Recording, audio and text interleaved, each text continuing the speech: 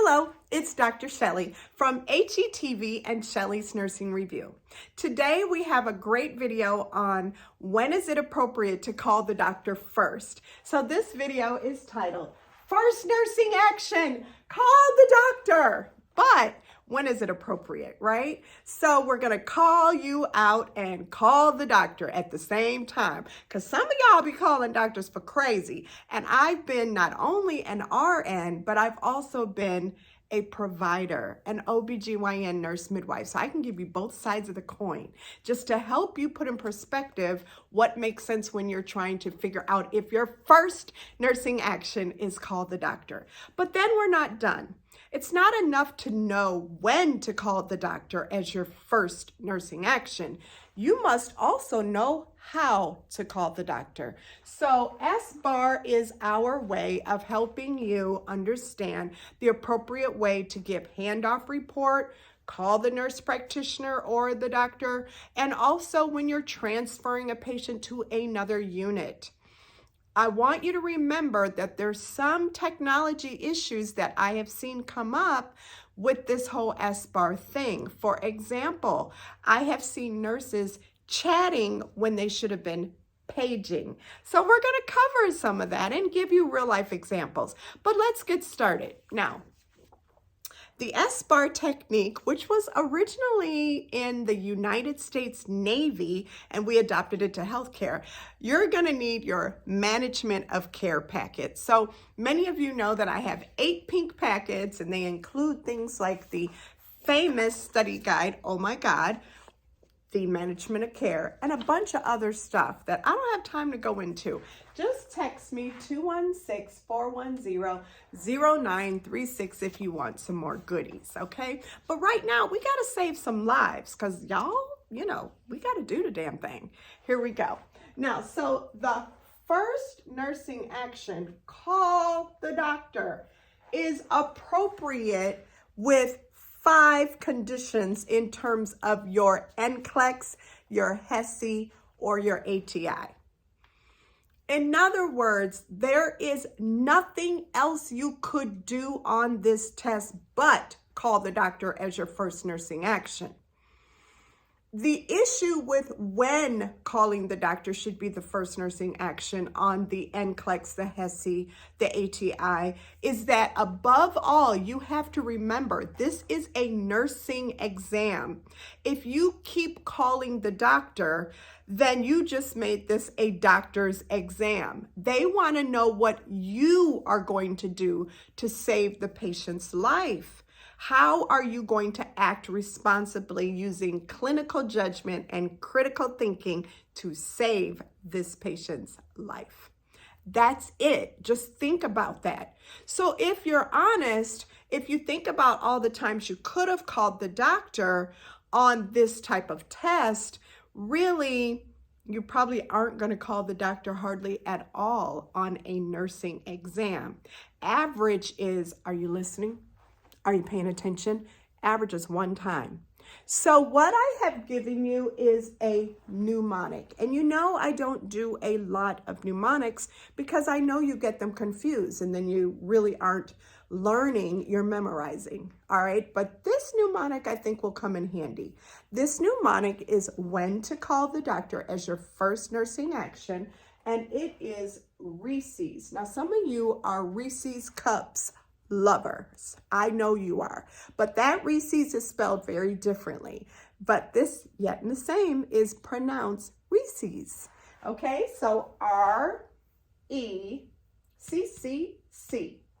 Reese's. What is it? Well, the first reason why your first nursing action is call the doctor would be in the situation of a ruptured uterus. This is a pregnant woman in labor. Oftentimes, the biggest risk factor she has for a ruptured uterus is that she was a previous C-section. If she was a previous C-section, she's in labor on your test. She's at very high risk for a ruptured uterus. If her uterus ruptures, you have minutes to save mom and baby. I have, as an RN, had this happen to me. And thankfully, I was sitting at the bedside. So when I was sitting at the bedside, the patient was in labor and her contractions were going, and then boom. In the middle of a contraction, it just stopped. So contraction, going into the contraction. At the peak of the contraction, the damn thing just boom, stopped. It's as if the monitor popped off her belly, but it didn't. When I palpated her belly, it was very hard. Rigid, hard abdomen. What is that? You got it. This is blood. Yeah, so it could be her having an abruption. It could be a ruptured uterus with blood filling up the cavity. The fact that the contraction stopped signifies that something popped. So ruptured uterus. Now, I was a relatively new nurse, but I knew this wasn't normal. She did have an epidural, so it wasn't like she was in a lot of pain. And then to add to my worries, as I'm sitting there trying to figure it out in the first 60 seconds of this happening, the fetal heart rate started to drop. At that point, I already knew, oh my God, this is crazy. So I screamed for help. In that case, a scream for help is a very good thing. You don't really have time to call the doctor. And in that particular hospital, there was doctors all around. It's a teaching hospital. I can't imagine there not being any doctors, and I can't imagine that when you scream for help, you're going to get some doctors, okay? So it's still considered on your test a reason to call the doctor first, and that's because the only treatment for this patient is an emergency C-section to save both. And my mom and my baby that I saved that day were fine. The next reason to call the doctor first is epiglottitis. This is a pediatric condition that generally affects toddlers. This child is very much in a life-threatening situation. The mother or father will bring in their precious baby. This child will be in a tripod position, which in and of itself is pretty ominous. It means they're leaning forward, really forward. You cannot lay them back or cradle them or you'll kill them. You can't open their mouth and try to get a temperature or a throat culture. You will kill them. There is literally an obstruction in the back of the throat. This child may have had a sore throat before that, may have a fever. They definitely have inspiratory stridor, and they will be drooling because they can't swallow. Those are all some of the signs and symptoms that should clue you into, call the doctor, because the only cure for this is that the patient must be intubated to get their airway clear and get them some oxygen. I'm positive they are in full respiratory distress. So that's epiglottitis. We don't see it that much. It's super duper rare. And the reason we don't see it that much is because of vaccines. Which vaccine, which is on your test? The Haemophilus influenza B vaccine. HIB, H as in house, I as in Indian, B as in ball. HIB vaccine, Haemophilus influenza B. We just don't see it that much, which is why you need to be on your P's and Q's if you see it, because we are drooling, we have inspiratory stridor, we're in tripod position, we're a toddler, perhaps we're from another country where this vaccine may not be readily available. Those are all like some clues that, oh my God, this is really bad. Okay, you need to have a trach set at the bedside, a crash cart in the room. You need all of that. And you definitely need to call the doctor as your first nursing action to get this child intubated. Another reason why your first nursing action might be to call the doctor is that you may have a patient, and I just did a video on this. You may have a patient who has just had cataract surgery. Cataract surgery is one of the most common surgeries in America for anyone over 50 years old. And the video that I did shows you all of the different things that could go wrong and all the teaching and the reasons the patient should call the doctor in the actual video, because there are several things after cataract surgery that could go wrong. And one of the issues is this is such a major surgery, although it's a minor surgery, it's such a major issue for follow-up, in the sense that this patient will have literally a follow-up visit the next day after surgery. That's how serious it is. We will see you the next day following surgery. So therefore, if a patient is complaining about anything except maybe sand in the eyes and a little bit of blurred vision, so if there's any other complaints, call the doctor, because the number one complication is retinal detachment, which you know is an emergency. So that's why C for cataract surgery is one of our reasons why your first nursing action, call the doctor. The next condition where your first nursing action is called the doctor is compartment syndrome. This, as you know, is an orthopedic emergency, but you have to be careful. Your first nursing action is called the doctor as long as the compartment syndrome is with a cast. In other words, when you think about the 6 Ps, which include paresthesia, pain unrelieved with medication, paralysis, pallor, pulselessness, pressure. When you think of all those Ps, you learned the 6 Ps. Some of you so old, you learned the 5 Ps. But if all of those Ps are a concern, or at least 1 or 2 of them, because you don't want all of them, you don't want paralysis. You may have gone too far and let this go a little bit too far. You want the early signs, which is paresthesia, earliest sign of all, and then pain unrelieved with medication. If that's true for a patient in a cast, you need to, as your first nursing action, call the doctor, because you, my love, cannot fix this patient. The cure for this is to saw the cast off the patient. You can't do that. The doctor must saw the cast off the patient. And we actually say any complaint with the cast other than itching is compartment syndrome until you prove it's not. All right. Now, why is it just with the cast? Why isn't it all compartment syndrome? Well, compartment syndrome with traction or weights, right? Traction or weights. Your first nursing action is actually remove the weights, then call the doctor.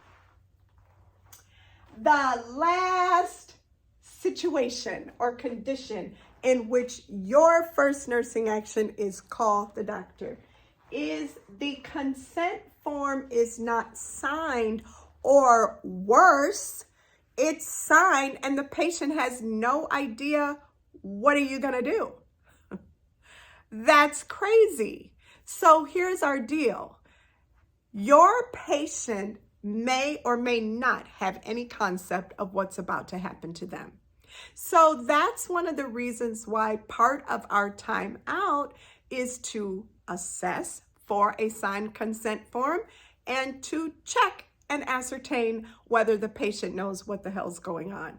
That's part of our timeout procedure. Now, the problem is sometimes there is a consent form, but the patient has no idea what's going on. So we as nurses have this way we deal with patients about to have a procedure when we are doing our timeout procedure, which is a big safety issue. It's that universal protocol for procedures or surgeries, right?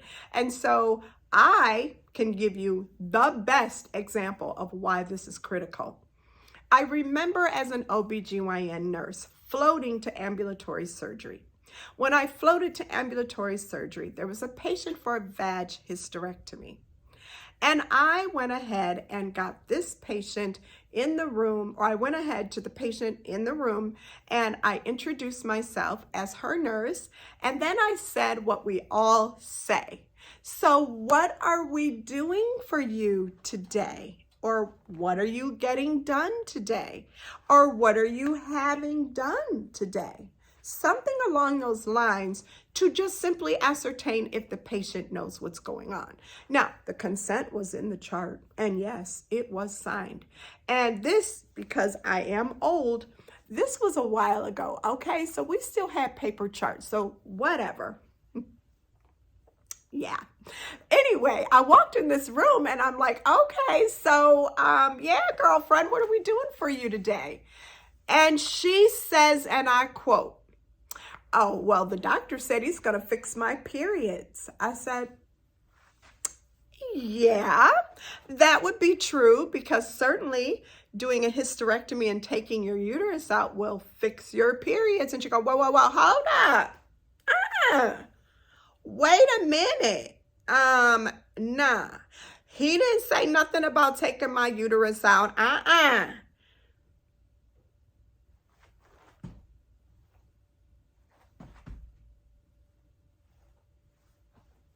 was like, oh my God, this patient has no idea what's about to happen to her. I said to her, oh wow, okay, hold on. I went immediately to the doctor's lounge, knocked on the door and said, Dr. So-and-so, the patient in room whatever has no idea what you're doing to her. She has no idea, for example, that you're taking her uterus out. You want to come talk to her?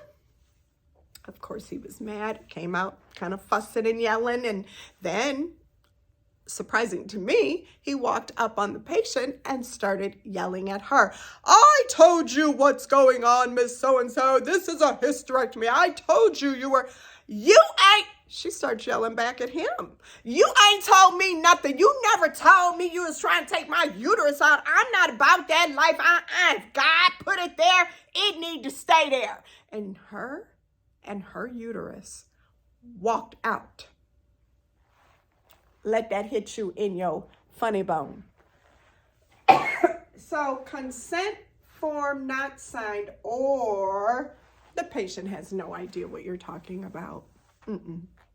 It's real evident. You ask her, what are we doing for you? Or you ask him, what is he here for today? And the answer is so retarded and crazy that you're like, oh no, this is bad.